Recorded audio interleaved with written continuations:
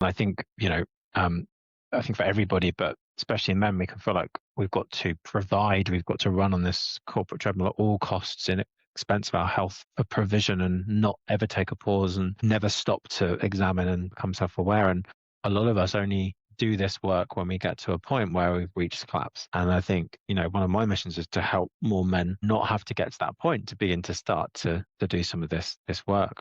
We can identify patterns early on. We can start to do some of that inner work to help us make our lives a little bit easier. If we are having angry outbursts, if we're people pleasing all the time, if we're burying our head in the sand and not able to talk about anything, we're repressing things, what's going on here really, and how can we be helped and move forward on that journey? So the common denominator is you. So to just start to look at what's going on for you.